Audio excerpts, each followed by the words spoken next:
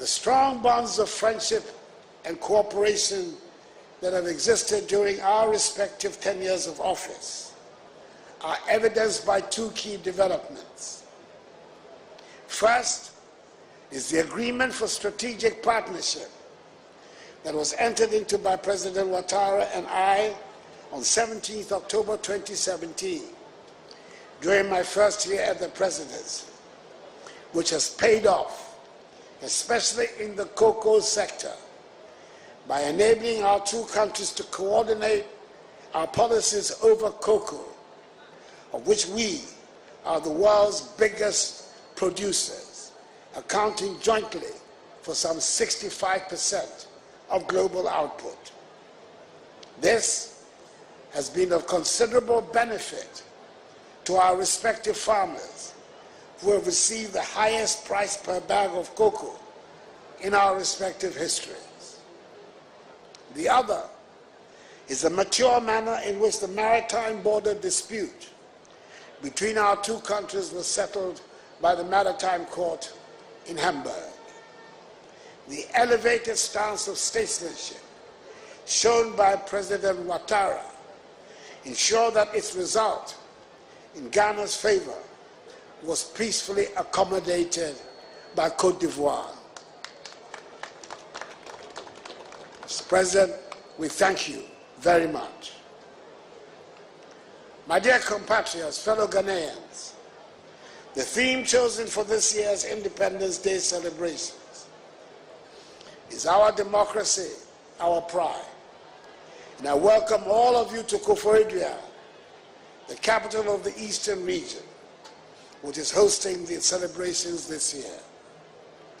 The decision to rotate the scene of the national celebrations around the country, instead of staging them only in Accra, the nation's capital, has certainly turned out to be a welcome nation-building exercise that helps us to focus attention on a different region every year, and at the same time rallies the nation together in that region. Our host this year, the Eastern region, was very much at the center of the independence struggle of our country.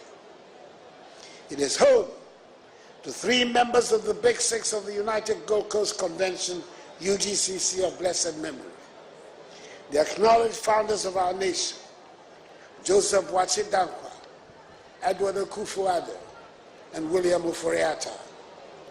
Their love of politics will seem to have continued into succeeding generations, with the son of one of them being the current president of our country.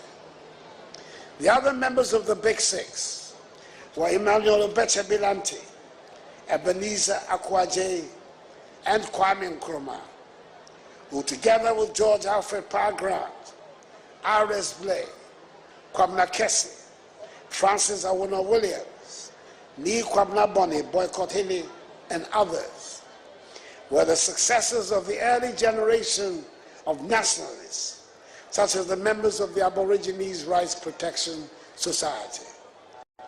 Their membership included Jacob Say, George Moore, Joseph Casely Hayford, John Mensah Saba, W.E.G.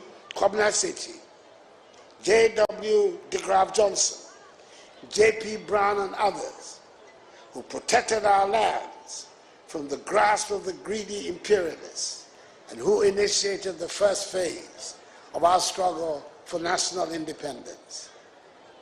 On such a day, we must also remember the contribution of Yaa Asantewaa, Thomas Hutton Mills, James Kwegyir Aggrey, Sergeant Ajete, Corporal Atipo, Private Odate Lamte, V.B. Anna, Jimmy Quistas, Mabel Dove, Akwaso Soso, Dede Asikinchan, Komla Agbeli Bedema, Kojo Botsio, Kofi Bako, Krobo Eduse, Nancy Tibo, Mumuni Bawumia, S.D. Dombo, Kofi Abrefa Busia, Joe Appiah, Victor Owusu, Ara Ramponsan, Bafo Seyakoto, Modesto Apalu, S.G. Anto, Yakubu Tali, and Ephraim Amu to the liberation of our country and to the birth of our democracy. The work of all these great patriots culminated in the immemorial words of our nation's first leader, Kwame Nkrumah, when he stated on the eve of 6 March 1957 that, at long last, the battle has ended. Ghana, your beloved country, is free, free forever.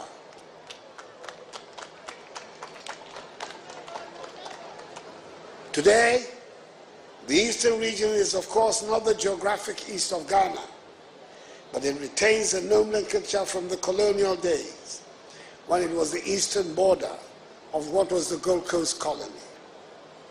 The region is the most heterogeneous in our country and a microcosm of Ghana, and home to the most diverse of peoples. Over the centuries, the region has attracted citizens from all parts of the country and beyond, who come to work and find a welcome and lasting home. The attraction is obviously the abundant mineral resources and the rich and fertile soils. It is, after all, only a few kilometers from here that the first cocoa farm in the country was planted in 1895, some 129 years ago. And from there, the planting of cocoa spread to other parts of the country and became our leading cash crop. Indeed, Tete Kwashi, an indigene of Mampong Akuapem, here in the Eastern region, brought back in the late 19th century the cocoa pod from Fernando Po, now Bioko in Equatorial Guinea, an act which led him and others to establish our nation's first commercial cocoa farms here in the Eastern region. It is noteworthy that the hills and mountains of the region and the relatively cooler weather made it attractive to the European colonialists and missionaries whose footprints remain around the region. It is not surprising, therefore, that the region is home to many educational institutions, including the first middle school and first training college in the country, both in Akropong. The old and beautiful stone churches along the scenic mountain road of the Akuapem Hills remain an attraction. It must surely be as a result of Akuapem Tree being the first Ghanaian language to have been written that the culture and mannerisms of the people became adopted in the formal recognition and rendition of Ghanaian culture. When we say it is a part of Ghanaian culture to be respectful in conversations, I dare say the source must be the legendary Akuapem insistence that even an insult must be preceded with a please. They remain the repository of the rules of proper behavior. It is here in the Eastern region that we find the beautiful and intricate beadworks that are defining features of Ghanaian jewelry. The Krobos are the masters of the ancient art and have modernized it to make beads attractive not only to the old, but also to the present generation as well. The Eastern region is also the home of the Kwaus, Ghana's unquestioned leading entrepreneurs, and an example to all of us of what private enterprise can achieve. It is furthermore the home of the Achims, the single biggest ethnic group in the region, who founded one of the most ancient states of Ghana's history, with an unbroken record of chiefly government dating from the 14th century till today.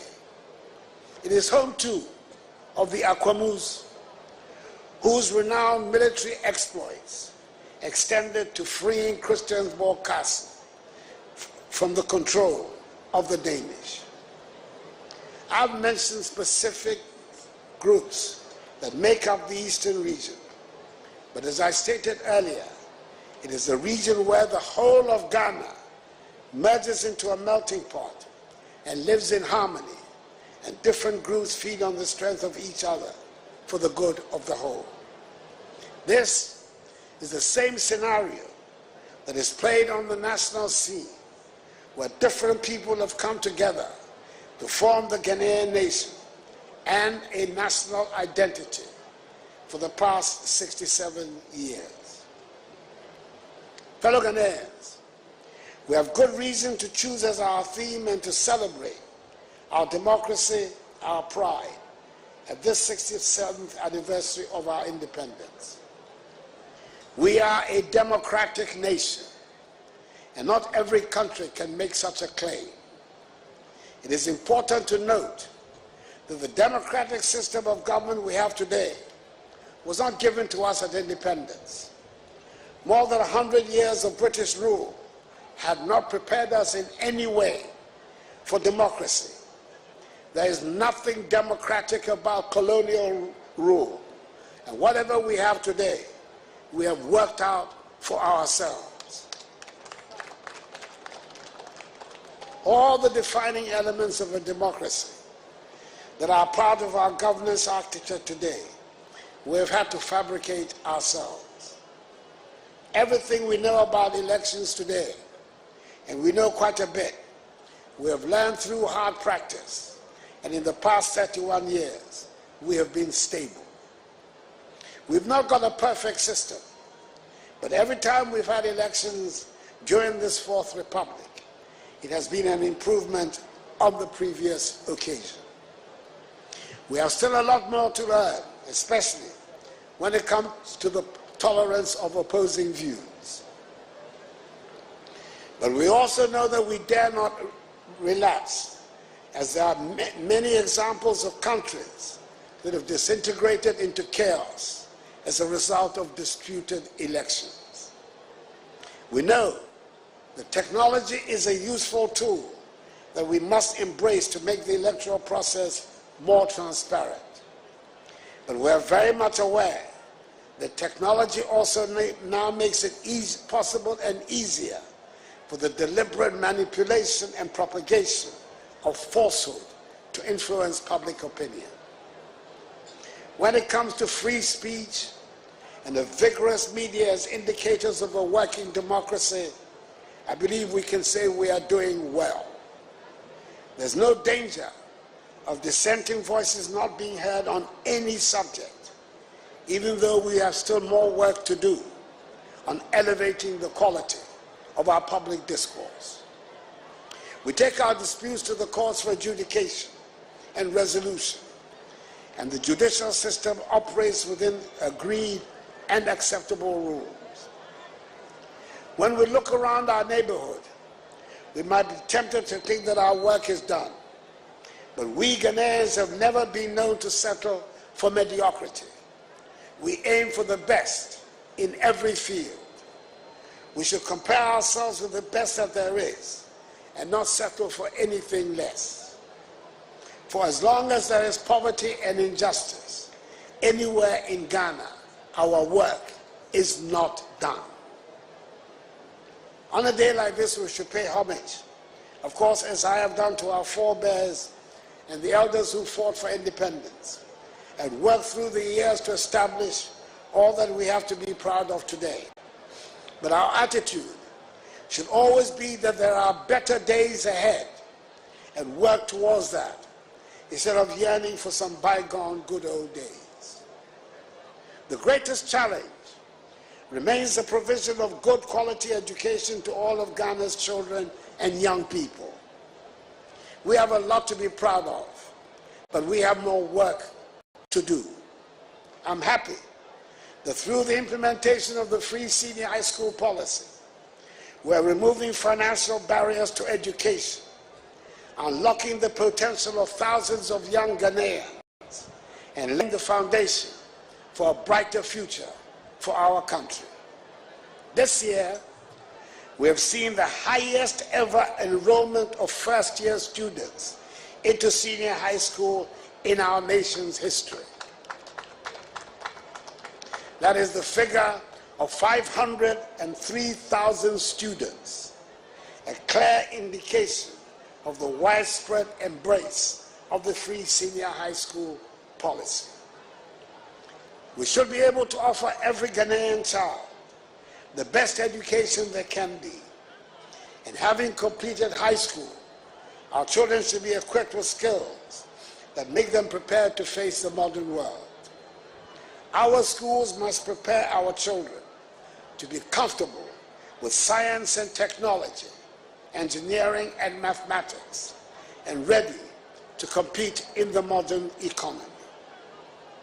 Fellow Ghanaians, there's more to preparing a child to face the world than what can be taught in the classroom.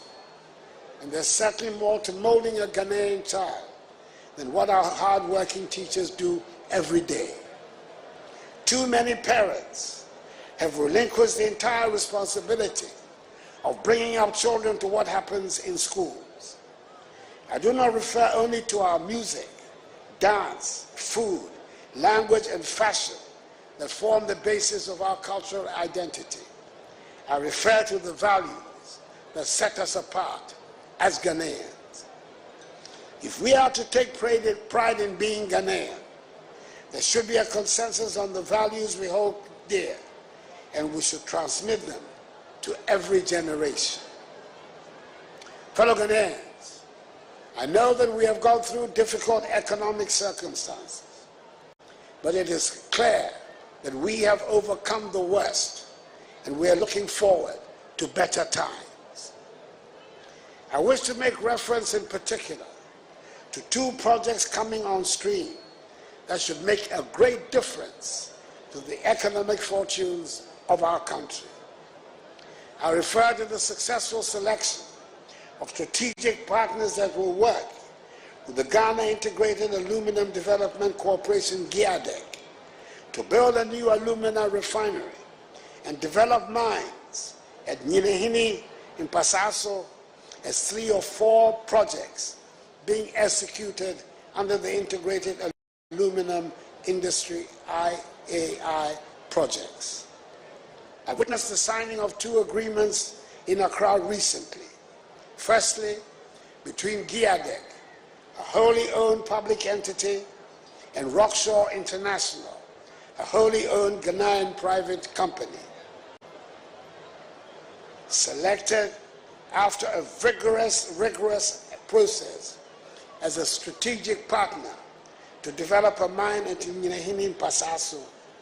And secondly, between GIADEC and Miscellaneous SA, a leading global industrial and energy company, which entails the development of a second mine at Nyinahini in Pasaso and the establishment of an aluminum refinery. We are finally coming to the end of decades of exporting raw bauxite from the country. We shall now refine bauxite mined in Ghana to produce alumina that will feed the Valco smelter and the downstream aluminum industry, which is going to have a dramatic impact on Ghanaian industrialization, where we produce parts for motor vehicles, aircrafts, roofing sheets, and household utensils. It has taken a long time for us to get to this stage. We've taken the trouble to make sure that we get it right. As an indigene, it is my hope that once litigation over the Atoa Forest Range in Chebi is settled, we will be able to develop also the Chebi bauxite mine and refinery that will help deliver employment and high-paying jobs for our people, and also ensure integration value addition across the bauxite aluminum value chain. The other major project that is coming on stream, which is bound to make a dramatic change to the economy, is the Adar Songor Salt Project, being spearheaded by Electrochem Salt Mine Limited, led by the dynamic Ghanaian entrepreneur, Mr. Dan McCaughey, aka McDan, after many years of disputes which prevented the exploitation of salt at the site, work has finally started, and salt will be mined on a large commercial scale. With its initial ability to produce some 650,000 metric tons of salt per annum, and expanding its productive capacity to 1 million metric tons this year, and to 2 million metric tons by 2027, at 99.9% purity, the Electrical Salt Mine will be the biggest salt-producing facility in the whole of Africa. These are figures that should spell a significant change in the economy and cheer us up. I am optimistic that together with other initiatives of this government, we are on the verge of a breakthrough in our economic fortunes. I must mention another important ingredient in the democratic structure which is needed for prosperity, which is the rule of law. Businesses can only prosper in an atmosphere that guarantees the rule of law. My compatriots, fellow Ghanaians, the rule of law is not an alien concept. It is not something that can be applied selectively. For it to be effective and have a positive influence, it must be applicable to all aspects of our lives and to all of us, on the streets, in offices and workplaces, to junior officials and chief executives, to traditional leaders and members of parliament, to famous artists, sportsmen and footballers, and yes, to the president too. We cannot hope for economic prosperity without adhering to the rule of law. There are few amongst us who equate the freedom that was proclaimed at the arrival of independence with the freedom to ignore the rules and regulations that should guide our lives. Aspirations for prosperity go hand in hand with the discipline necessary for the rule of law. Fellow Ghanaians, on the day we celebrate our nationhood, we cannot and should not leave out a reference to the physical state of the land that constitutes Ghana. We cannot claim to love Ghana when we treat with such disdain and total careless abandon the forests, the rivers, the vegetation, the creatures, and the soils that make up Ghana. The Almighty has been kind and generous to us, and our beautiful land deserves to be treated with tender, loving care. Unless we change how we treat the land, future generations will not recognize the Ghana they read about in the land we bequeath to them. I stay firm in my conviction that extracting the minerals we have been blessed with should not lead to the destruction of the forests and rivers. We should all dedicate ourselves anew to taking care of Ghana. I must at this stage reaffirm government's continued commitment to providing the support for victims of the recent extensive flooding in downstream communities in the Greater Accra, Eastern and Volta regions, caused by the spillage of the Akosombo Dam last year, and necessary action which was taken to maintain the dam's structural integrity.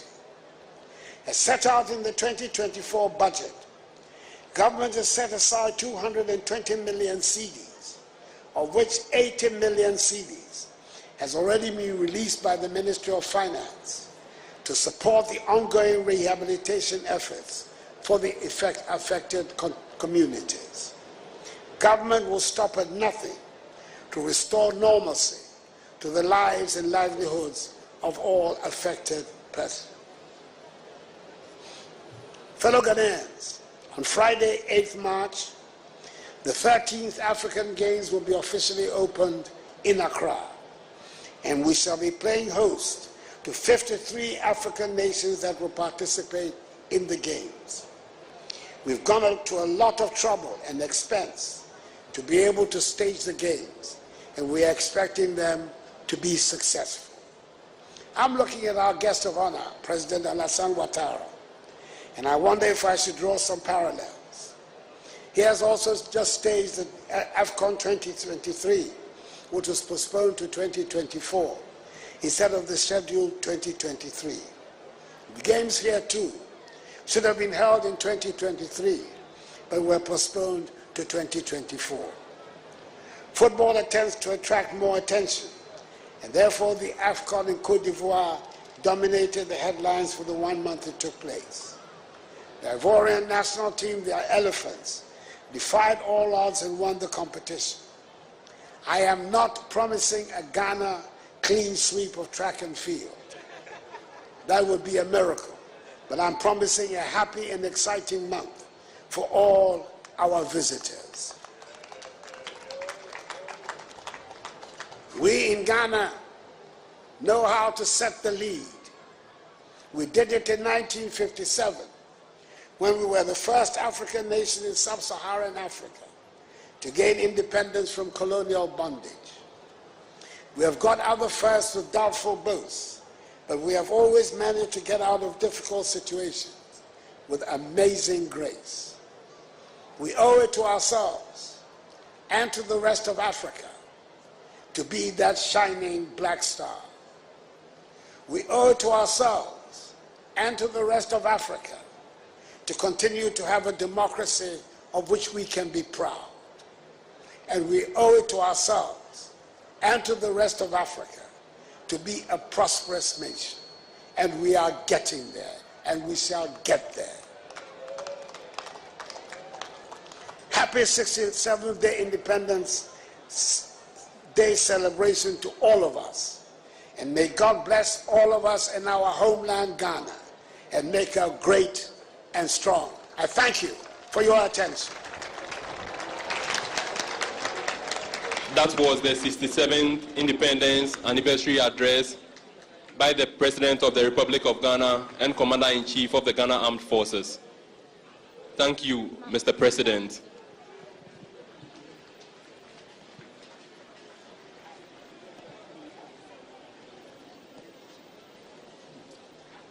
The Parade Commander will shortly invite the Forces Sergeant Major, Chief Warrant Officer Ado Daniel, to lead the contingent to give 3 hearty cheers to the President of the Republic of Ghana and a powerful yell for Mother Ghana.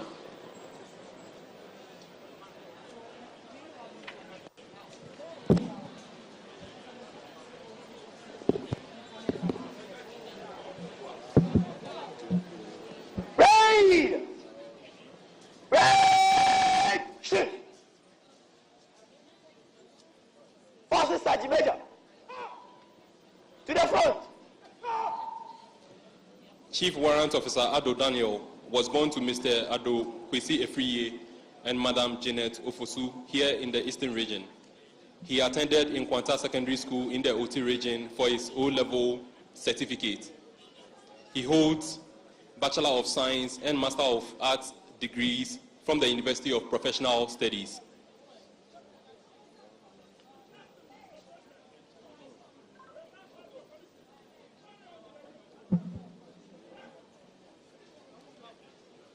Chief Warrant Officer Ado has attended all requisite career courses commensurate with his rank. He also holds a diploma in American language course from the Defense Language Institute in San Antonio, Texas.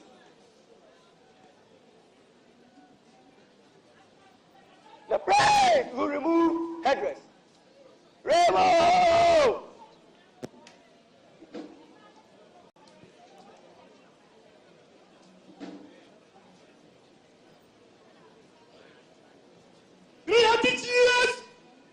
The review officer, the president, and the commander-in-chief of the Ghana Armed Forces, Nana Addo Dankwa Ekufu Addo. Chabai! Hey! Chabai! Hey! cha, hey! Hey! Osa, yay! Yay! Osa, yay! Yay! Ghana, yay!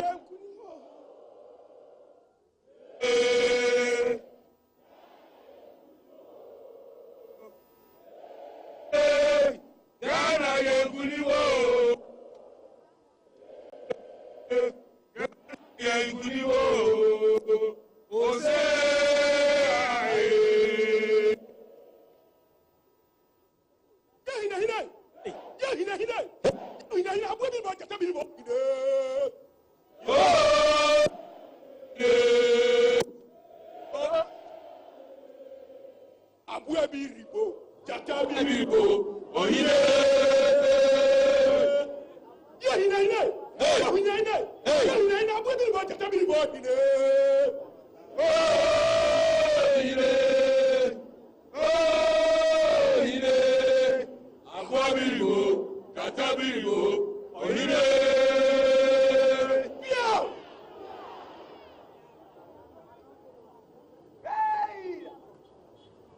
Braid will replace headrest. Replace!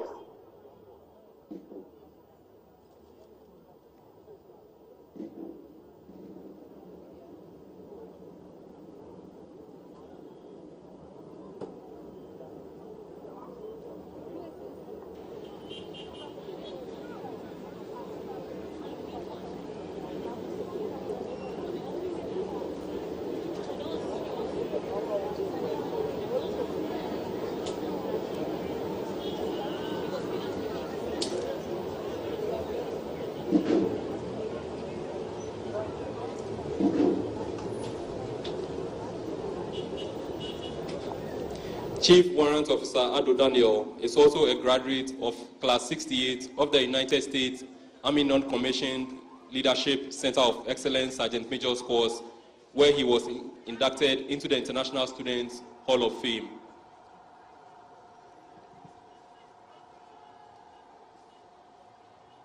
Mr. President, Yeldova, may I have your permission to follow, Mr. President? Yes, Mr. President. He has been awarded with Long Service and Good Conduct Medal and several peacekeeping medals for his service in Sierra Leone, Lebanon, Liberia, and the Democratic Republic of Congo.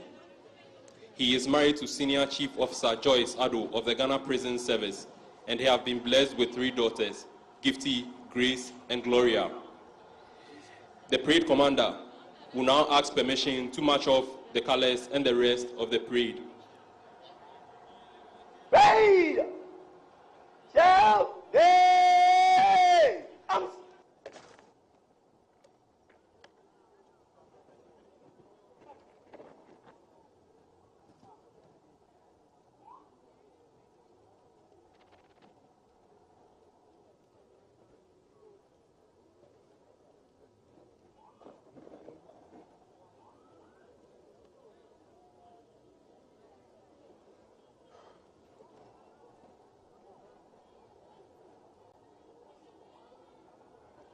Mr. President, break over. May I have your permission to march off the colors and the remainder of the parade? Mr. President.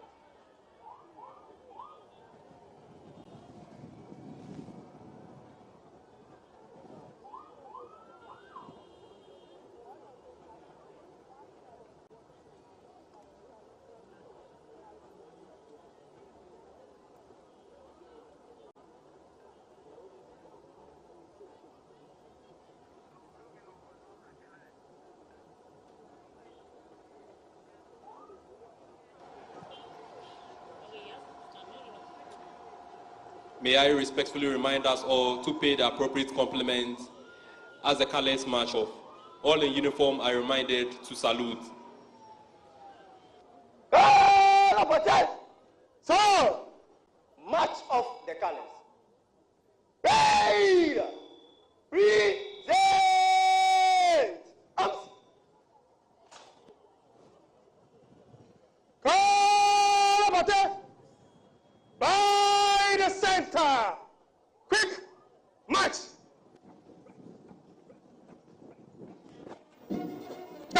Attention, right. Right. Forward.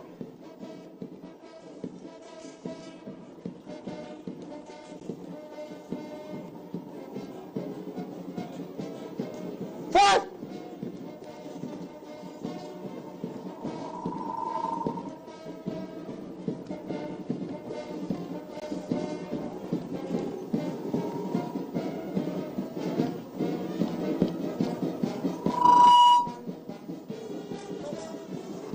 Party!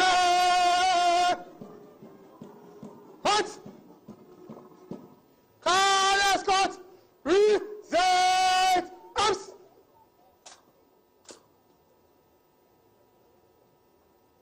Right! Shout! Yay! Arms! We may please be seated.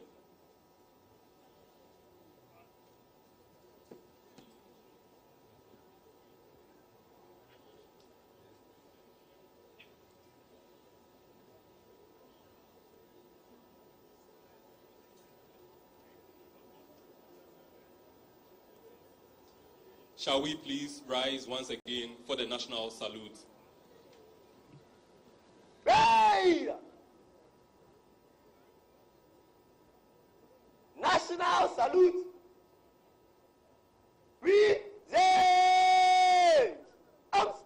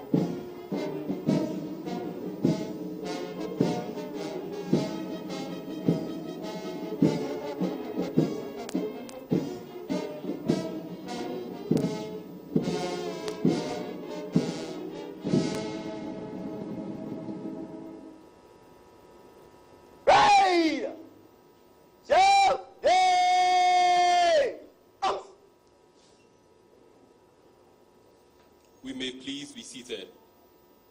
Excellencies, ladies and gentlemen, Right! Oh, yay! it is now time to follow our departure formalities. Left, left, east.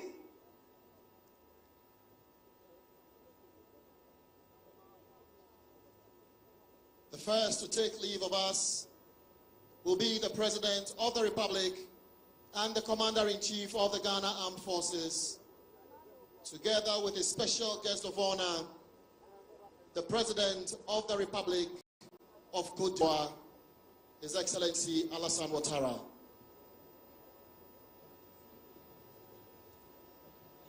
Distinguished ladies and gentlemen, escorting the President's vehicle is the Police Mounted Squadron. Established in 1940 with an initial complement of 7 horses, the Police Mounted Squadron's primary role was to provide ceremonial escort for the governor while also engaging in patrols. Presently, under the leadership of Superintendent Mary Claire Agamba, the squadron oversees 24 horses, including 6 young ones. Superintendent Mary Agamba is riding the horse Chief Inspector Dampari, named in recognition of the Inspector General of Police, Dr. George Ekufo Dampari, who played a pivotal role in instituting horse riding patrols and other reforms. Superintendent Mary Claire Agamba holds the distinction of being the first female officer to head the Police Mounted Squadron. With a diverse background within the service, she currently serves as the National Operations Headquarters for the Ghana Police Service in Accra. She is supported by the Regimental Sergeant Major Samuel Ajay Ofori, who is riding the horse Togwe Sire. Excellencies, ladies and gentlemen, it is important we acknowledge the support of various institutions helping us to mark the 67th Independence Anniversary celebrations. From Nestle Ghana Limited, Ghana Lane.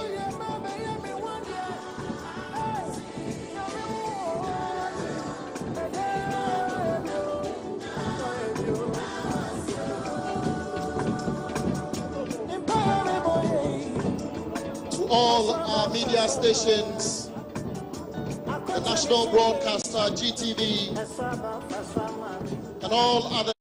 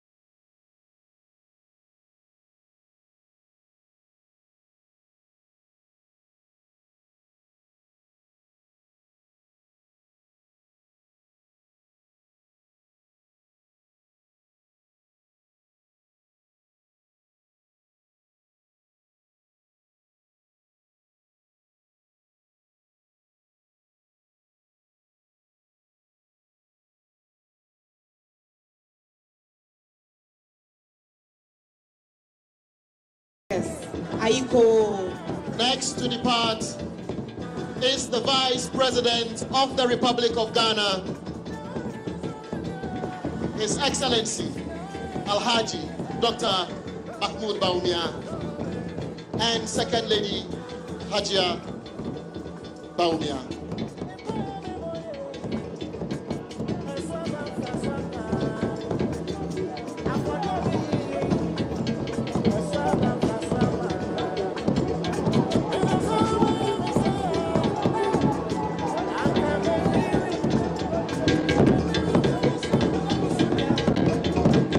To the people of Koforidua and the Eastern region, we say thank you for making this a very successful anniversary celebrations.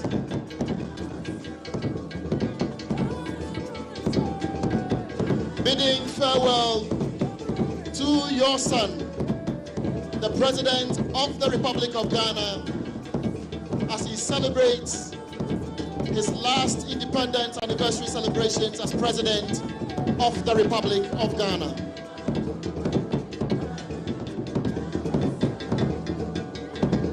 Planning committee members, chaired by Honorable Lord Oblite Komi,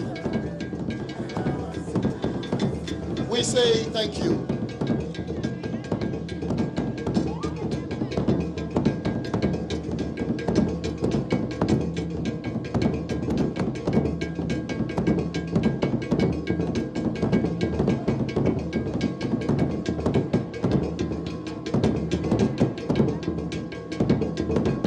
The National Chairman of the New Patriotic Party, Mr. Stephen Intim, thank you for coming.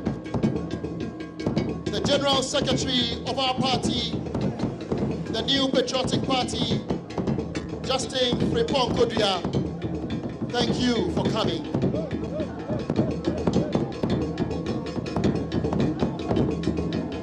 Distinguished ladies and gentlemen, I've been your master of ceremony, and I'm Major Andy Sowati from the Ghana Armed Forces. Together with me for today's parade has been Madam Cassandra Chum Ampofo and Assistant Superintendent of Police Richmond Mensah from the Ghana Education Service and Ghana Police Service respectively. And with us has been Mr. Jefferson Sahi from the Office of the President. And it has been an absolute pleasure coming your way. Until we meet again next year, we wish you all traveling mercies.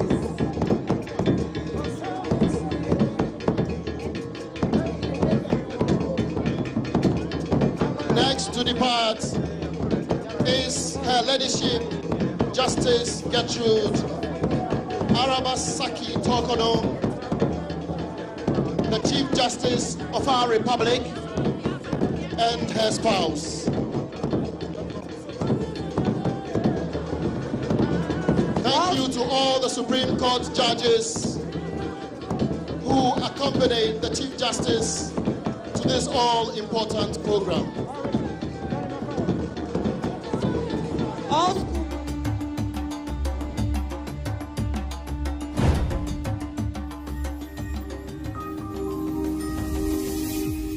Baina TV, connected to your world.